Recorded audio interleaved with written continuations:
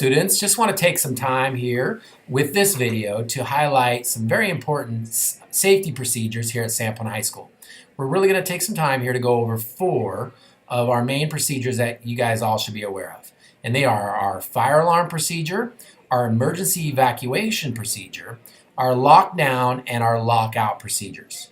So students, please pay attention to these, as these are very important, and we always want to keep students safe here at Samplin High School.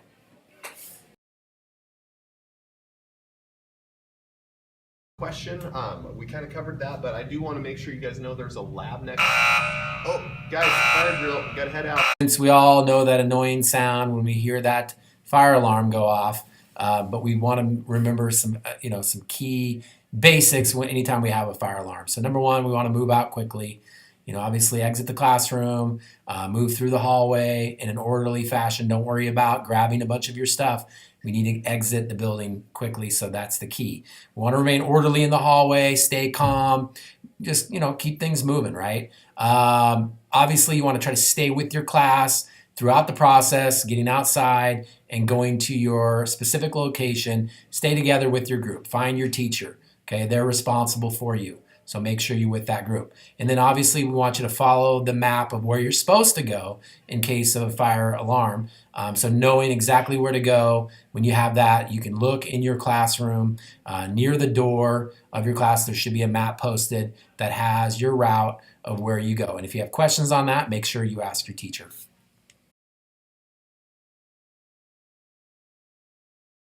At this time, just want to talk about our evacuation procedure in case we ever have to leave the school campus in a circumstance that would warrant that. So the first thing that would happen is we'd have a fire alarm, and that would signal for us to leave the building. And of course, we would want to follow the normal procedure of a fire alarm in that situation. We'd want to meet with our class out in our designated location in the parking lot, find our teacher, find our class. And then we would receive instructions from either law enforcement, emergency personnel, or administration that we would need to evacuate our campus. So in that case, I want to take some time here to show you that route of what that would look like if we had to leave Samplin High School.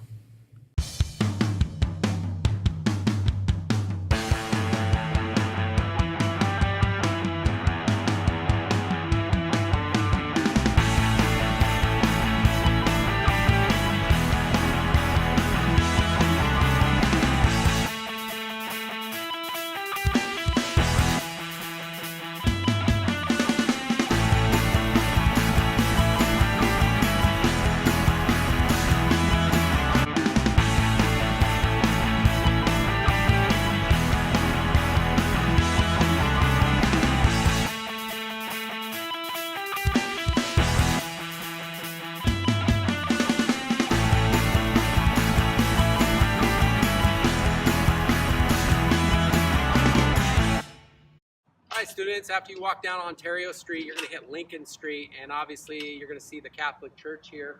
And this is the area that we would stage if we had the evacuation. If it was nice weather like it is right now, we would probably stage here in the parking lot.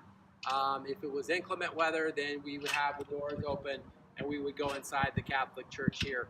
And at that point, we would wait for direction from law enforcement. Parents could come pick up, or whatever we needed to do at that point. So again, just some tips. We want to stay orderly and be calm in that situation, and then follow these directions and make sure we are safe. Good morning, SHS students. Today I'm here to talk to you about our lockdown procedures. There's been a lot of talk lately on what's the proper way and what students are supposed to do in the event of a lockdown. So I'm going to run over a few scenarios and give you some tips on what we would expect from you and what needs to happen in the event of an actual lockdown. So our first scenario is going to be you're sitting in your classroom and the phone system starts to repeat locked doors, lights out of sight. This is a lockdown. Locked doors, lights out of sight. This is a lockdown. At that point, I would like every student to get up quietly from their chairs, make sure the door is locked. If they need to help the teacher and assist them in any way, to do so.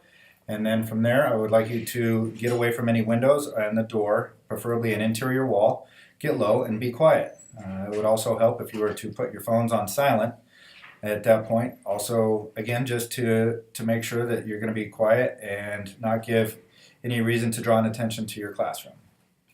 So another scenario, what if you're out in the lunchroom or you're in the hallway and you see the blue beacons going off, but you don't hear anything? Well, the blue beacons going off is the same as the audible system that's going to be going through the phones. If those blue beacons are going off, once again, that's initiation of a lockdown.